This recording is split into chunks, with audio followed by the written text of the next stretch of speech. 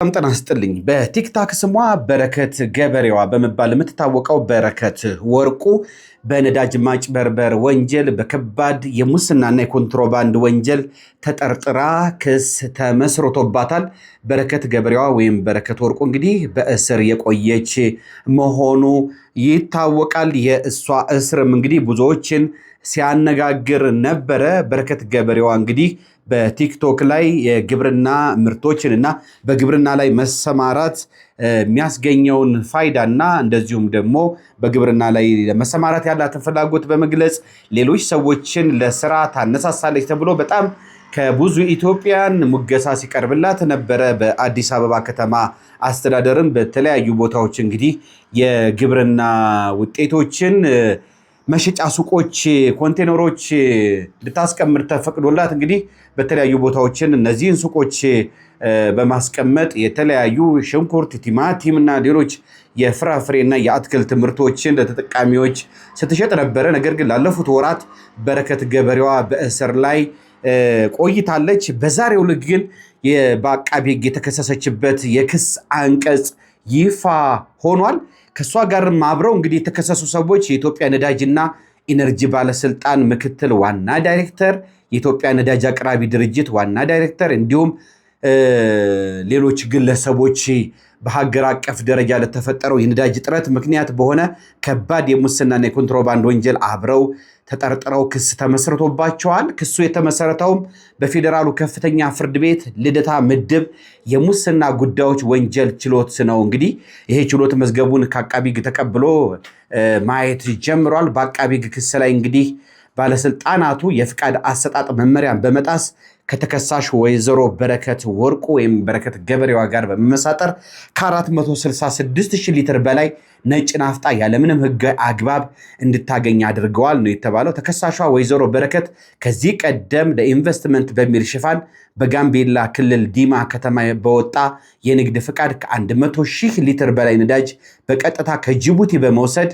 ምንም አይነት የነዳጅ ማከማቻ ወይም ዲቦ ሳይኖራት ከ100 ብር በሚበልጥ ዋጋ የተገዛውን ነዳጅ 1,200 ብር አካባቢ ለወርቅ አምራቾች በህገወጥ መንገድ መሸጧ በክሱ ላይ በዝርዝር ቀርቧል።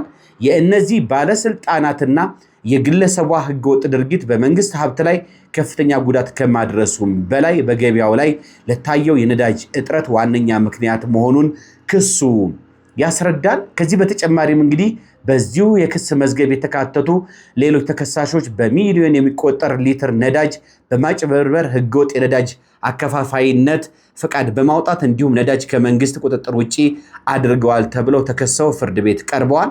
እንዲሁም ክሱ በተመሰረተባቸው አንዳንድ ተከሳሾች መኖሪያ ቤትና ቢሮ ላይ በተደረገ ድንገተኛ የፍተሻ ብርበራ በ10 ሺዎች የሚቆጠር የአሜሪካ ዶላር፣ ዩሮ እና የእንግሊዝ ፓውንድ በህገወጥ መንገድ ተደብቆ መገኘቱን ክሱ አመልክቷል። ጉዳዩን የያዘው የፌዴራል ከፍተኛ ፍርድ ቤት ሶስተኛ የሙስና ጉዳዮች ወንጀል ችሎት መዝገቡን ከፍቶ የተከሳሾችን ጉዳይ ማየት ጀምሯል። ውድና የተከበራችሁ የፕሮግራሜ ተከታታዮች እንግዲህ በረከት ወርቁ ወይም በረከት ገበሬዋ ከአየርላንድ ዜግነት ካለው ባለቤቷ ጋር ወደ ኢትዮጵያ መጥተው እንግዲህ ኑሯን እዚህ አድርጋ ሀገሬን ስለምወድ ነው በሀገሬ ኢንቨስት ማድረግ የፈለኩት በሚል ንግግሯ እንግዲህ ትታወቃለች። እንግዲህ ተከሳሾቹ ከ1 ሚሊዮን ሊትር በላይ ነዳጅ ያለአግባብ እንዲከፋፈል በማድረግ የ22.5 ሚሊዮን ብር ጉዳት ማድረሳቸው ነው የተጠቀሰው። በሌላ በኩል የኛ ፔትሮሊየም ባለቤትና አቶ አስማለም ምህረቱን ጨምሮ ሌሎች አመራሮችም እንግዲህ ከህግ ውጭ ነዳጅ አከፋፋይነት ፍቃድ በማውጣትና የነዳጅ ጭነት ሰንሰለትን በመጣስ ከ17.8 ሚሊዮን ብር በላይ መንግስት ድጎማ ያደረገበትን ነዳጅ ለታለመለት ዓላማ እንዳይውል ማድረጋቸው ነው በዚህ ክስ የተገለጸው። የፌዴራል ከፍተኛ ፍርድ ቤት የልደታ ምድብ ሶስተኛ የሙስና ጉዳዮች ወንጀል ችሎትም የክስ መቃወሚያ ለመስማት ለግንቦት 10 ቀን 2016 ቀጠሮ ይዟል። በዚህ በነዳጅ እጥረትና በሙስና ወንጀል የተጠረጠሩ ግለሰቦችም እንግዲህ 13 ግለሰቦች ናቸው፣ በረከት ገበሬዋን ጨምሮ ማለት ነው። በአጠቃላይ እንግዲህ ተከሳሾቹ ከ70 ሚሊዮን ብር በላይ የሚገመት ነዳጅና ነጭ ናፍጣ ከመንግስት ቁጥጥር ውጭ በማድረግ ለግል ጥቅም እንዲውልና በገበያ ላይ እጥረት እንዲፈጠር ማድረጋቸው ነው የተከሰሰው። እንደ ክሱ ዝርዝርም እንግዲህ አንደኛ ተከሳሽ አቶ ዲቦራ ፉፋ፣ ሁለተኛ አቶ ሹም አለም ብርሃኔና ሶስተኛ አቶ እስጢፋኖስ ጌትነት መመሪያን በመጣስ እንግዲህ ቅድም እንደነገርኳቸው 466,058 ሊትር ናፍጣ ለግል ተከሳሽ ለወይዘሮ በረከት ወርቁ እንዲሰጥና በኮንትሮባንድ ለወርቅ አምራቾች እንዲሸጥ በማድረግ በመንግስት ላይ የ8.4 ሚሊዮን ብር ጉዳት አድርሰዋል ነው የተባለው።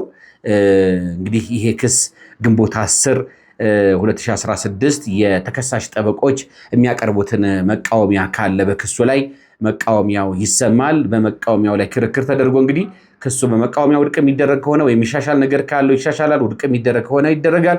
ካልሆነ የክስ ሂደቱ መታየት ይጀምራል። የአቃቢ ሕግ ማስረጃዎች በመጀመሪያ የሰነድና የሰበብ ማስረጃዎች እንደዚሁም ሌሎች ኤግዚቢቶች እና አጠቃላይ ማስረጃዎች እንዲታዩ ከተደረገ በኋላ ተከሳሾች እንግዲህ የአቃቢ ሕግ ማስረጃ ተከላከሉ የሚያስብላቸው ከሆነ እነሱ ደግሞ ሊከላከልላቸው የሚችለውን ማስረጃ አቀርበው ካሰሙ በኋላ ነው እንግዲህ ወደ ቅጣትና ወይ ጥፋተኛ ናቸው ወይ አይደሉም ወደሚል የሚኬደው ማለት ነው። ውድና የተከበራቸው ፕሮግራም ተከታታዮች እንግዲህ መንግስት በተለይም በአሁኑ ሰዓት በተለያየ ጊዜ እንደዚህ ታዋቂ ግለሰቦች፣ ባለስልጣኖች ህግን ተላልፈዋል በሚል ወደ ፍርድ ቤት እየቀረቡ ይገኛሉ። ትናንትና ለእናንተ ባደረስኩት መረጃ ከፊንቴክ ጋር በተያያዘ አርቲስቶችና እንደዚሁም ደግሞ ቲክቶከሮች ፍርድ ቤት ቀርበው የዋስትና መብታቸው እንዲፈቀድላቸው ትዕዛዝ ተሰጥቷል። በዚህም እንግዲህ ከመንሱር ጀማል በስተቀር ሌሎች ተከሳሾች በዋስትና ቢወጡ እንደማይቃወም አቃቢ ሕግ ገልጾ ነበረ። ለዚህም ላይ ክርክር ለማድረግ አንደኛ የዋስትና መብት ላይ ያለውን የገንዘብ መጠን ስንት ይሆን የሚለውን ለዋስ የሚያስይዙትን እንደዚሁም ደግሞ በመንሱር ጀማል ላይ ያለውን ተቃውሞ በጽሁፍ እንዲያቀርብ ለሰኞ ለግንቦት 3 2018 ቀጠሮ ሰጥቷል ፍርድ ቤቱ። እንደዚሁም አቃቢ ሕግ በእነዚህ በፊንቴክ ኢንቨስትመንት ጋር በተያያዘ የተጠረጠሩ ሰዎች ከሀገር እንዳይወጡ እግድ ይሰጥልኝም ባለው ላይ ከሀገር እንዳይወጡ ይታገዱ ወይስ የአቃቢ ሕግ ጥያቄ ውድቅ ይደረግ በሚለው ላይ እንግዲህ ሰኞ ግንቦት 3 ቀን ትዕዛዝ የሚሰጥ ነው የሚሆነው። እንግዲህ የተለያዩ ታዋቂ ግለሰቦች፣ አርቲስቶች እንደዚሁም ደግሞ እንደ በረከት ወርቁ ወይም ደግሞ በረከት ገብሬዋ አይነት እና ሌሎችም ሰዎች ባለስልጣኖች ፍርድ ቤት በተለያዩ ጉዳዮች የተከሰው ጉዳያቸው በመታየት ላይ ይገኛል። የእነዚህ ግለሰቦች ባለስልጣኖች የክርክር በፍርድ ቤት ምን ደረጃ ይደርሳል? ፍርድ ቤቶች ምን አይነት ውሳኔ ይወስናሉ? የክርክሩ ሂደት ምን ይመስላል? የሚሉትና ሌሎች ተያያዥ ጉዳዮችን ወደፊትም ለእናንተ መረጃውን ማቀርብላችሁ ነው የሚሆነው። ውድና የተከበራቸው የፕሮግራም ተከታታዮች ህግና ህግ ነክ መረጃዎች፣ የህግ ምክርና ትንታኔዎች ቶሎ ቶሎ እንዲደርሳችሁና ተጠቃሚ እንድትሆኑ በአይነቱ ለየት ያለና ብቸኛ የሆነውን የጠበቃ ዩሱፍ የዩቲዩብ ቻናል ሰብስክራይብ ማድረግ አትርሱ። በሀገርም በውጭም ያላችሁ ውድ ኢትዮጵያን ወንድምና እህቶቼ አብራችሁ ስለነበራችሁና ጠበቃ ዩሱፍን ስለምታደምጡ፣ ስለምትወዱ፣ ስለምታከብሩት እጅግ አድርጌ አመሰግናለሁ። ወዳችኋለሁ፣ አከብራችኋለሁ። ወገኖቼ፣ ወንድሞቼ፣ እህቶቼ፣ እናቶቼ፣ አባቶቼ መልካም ጊዜ እንዲሆንላችሁ እመኛለሁ። ባባይ